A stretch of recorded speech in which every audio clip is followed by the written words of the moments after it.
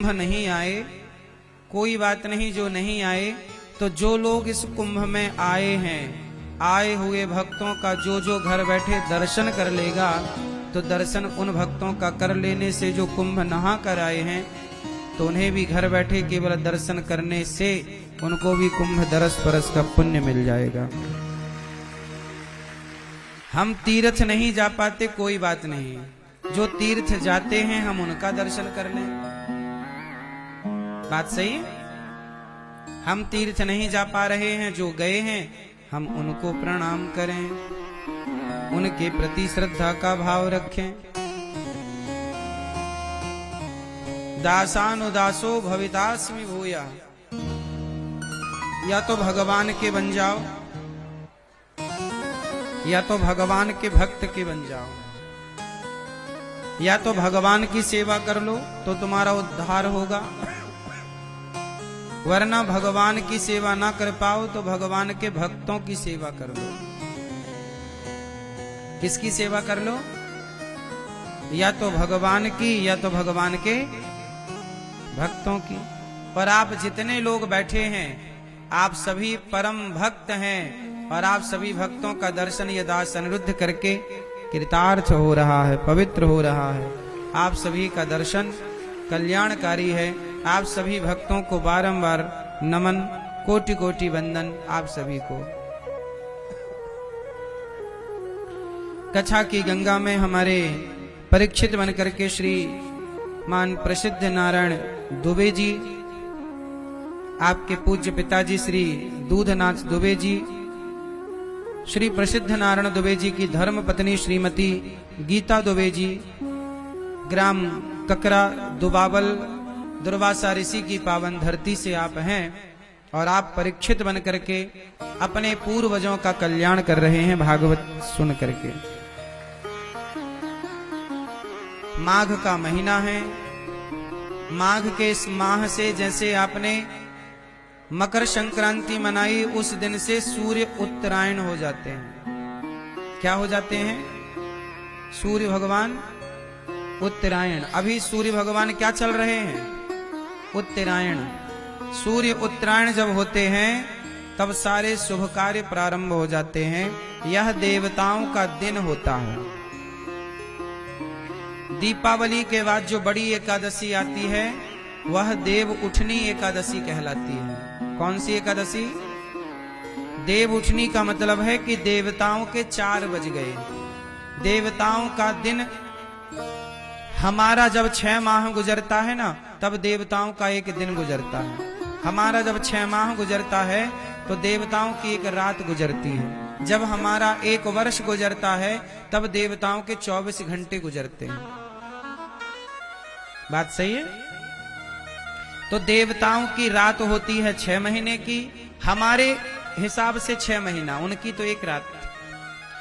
तो अभी सूर्य जब दक्षिणायन होते हैं तो देवता सो जाते हैं। देव शयनी एकादशी आती है तो देवता शयन कर जाते हैं। फिर देव उठनी एकादशी आती है दीपावली के बाद कार्तिक में, तो देवता उठ जाते हैं। उठ जाना मतलब 4 बज गए ना तो हम उठ जाते हैं, 4 बजे 4:30 बजे। तो देवताओं का भोर होता है 4 बजे सुबह, देवता उठ गए। अच्छा, उठ गए ना। अब जब देवता उठ गए तो नहाते धोते वो कहां नहाने आते हैं? संगम, यहीं प्रयाग। और जब प्रयाग आते हैं और उनका सूर्य भगवान का जल चढ़ाते का टाइम होता है, जब सुबह होती है तब यहाँ पर मकर संक्रांति आ जाती है। और जब देवता आते हैं तो हम दुनिया वालों को भी पता लग जाता है देवता आए हैं, तो हम लोग भी संगम की तरफ भाग भाग के संगम में डुबकी लगाते हैं। उसी को कहते हैं माघ मेला। क्या कहते हैं? माघ मेला। यहां माघ मेला हर वर्ष लगता है। इतना बड़ा मेला जो आप देख रहे हैं ना, ये हर साल लगता है, थोड़ा इससे छोटा, लेकिन ये 12 साल में जो एक बार कुंभ आता है ये विशेष है। वरना ऐसा माघ स्नान तो यहाँ हर वर्ष होता है, हर वर्ष माघ आता है, मकर संक्रांति। तो देवताओं का दिन अब से स्टार्ट हो गया। देवताओं का क्या हो गया? दिन। सुबह हो गई। तो देवताओं की जब सुबह होती है तो क्या क्या होता है?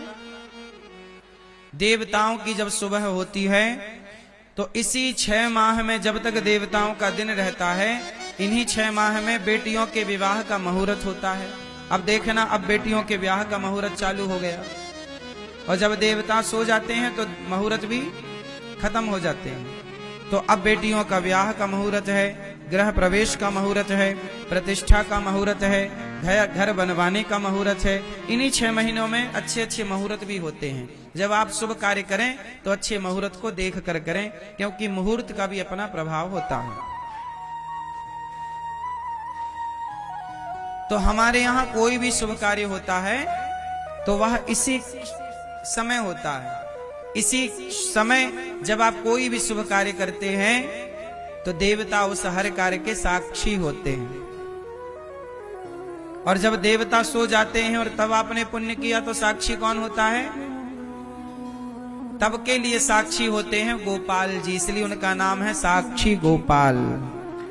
कौन है? कौन है? जो आप दान करते हो।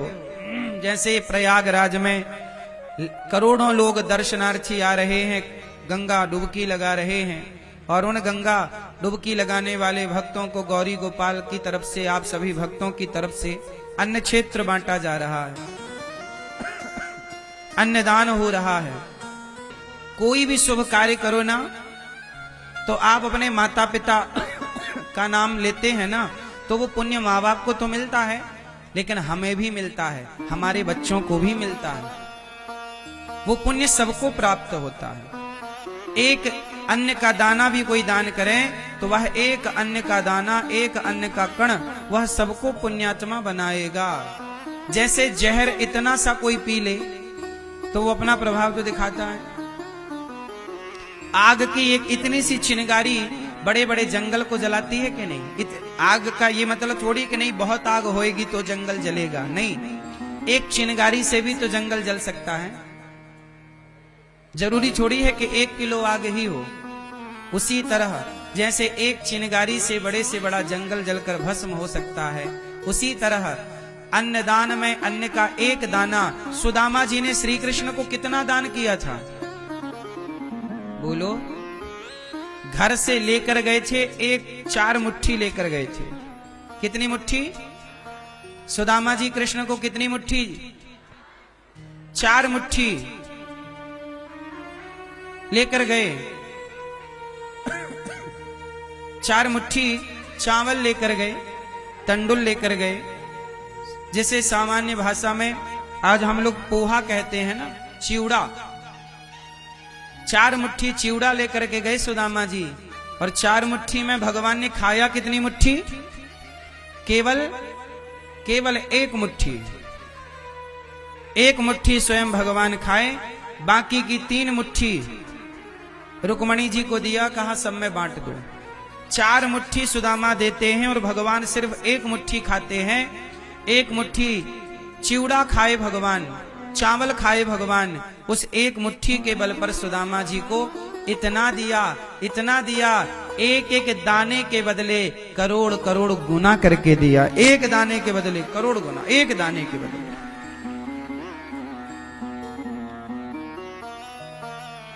भगवान जब देते हैं ना, छप्पर फाड़ कर देते हैं। इसलिए कहता हूं कि सबसे दुनिया में उत्तम दान है अन्नदान। माघ का माह है, कुंभ का पावन पर्व है, गौरी गोपाल भगवान की अन्न क्षेत्र रसोई सेवा यहाँ चल रही है। अन्न क्षेत्र भक्त जन प्रसाद पा रहे हैं। आप भी अपने बच्चों के नाम से आप भी बंटवाएं और आप भी पुण्य के भागीदार बने। और एक बात और बताऊं कि जो भी आप पुण्य करते हो, यहां पर साक्षी कौन है? प्रयागराज में यदि कोई भी शुभ कार्य कर रहे हैं आप, तो उसका साक्षी कौन है? हाँ, यहां की साक्षी है गंगा मैया। यहां की साक्षी कौन है? यहां की साक्षी है गंगा मैया, यमुना मैया और सरस्वती मैया। और यदि गंगा मैया, यमुना मैया और सरस्वती मैया यदि ये साक्षी हैं, तो यहां धाम में किया गया पुण्य केवल यही साक्षी नहीं है, हमारे कृष्ण का एक नाम है साक्षी गोपाल। हर पुण्य की साक्षी भगवान स्वयं बनते हैं, सबूत गवाह। भैया मैंने देखा है कि इन्होंने पुण्य किया। आपका एक एक पुण्य का गवाह कौन बनेगा? भगवान का नाम क्या है? साक्षी। या तो देवता साक्षी हैं। जब बेटी का विवाह होता है तो किसकी साक्षी में विवाह होता है? बेटी के विवाह में साक्षी कौन होता है? बोलो। बेटी के विवाह में अग्नि साक्षी होती है, अग्नि के फेरे होते हैं। ध्रुव तारा साक्षी होते हैं। कौन होते हैं? बोलो मैया। कौन साक्षी होता है? ध्रुव तारा का दर्शन कराया जाता है। वेद साक्षी होते हैं, ब्राह्मण साक्षी होते हैं, और समाज साक्षी होता है कि हाँ हमने देखा है किसका विवाह इस आदमी से हुआ है, इस आदमी का इस स्त्री से। समाज भी तो साक्षी होता है ना विवाह में। बोलो हाँ, नहीं होता? जैसे किसी बेटी के विवाह में समाज साक्षी होता है, ऐसे ही जब आप कोई दान पुण्य धर्म करते हैं तो उसके साक्षी स्वयं भगवान श्री कृष्ण होते हैं। साक्षी स्वयं गंगा मैया होती हैं, साक्षी स्वयं देवता होते हैं। इसलिए दान करे धन ना घटे, जो सहाय रघुवीर। दान करने से कभी धन नहीं घटता।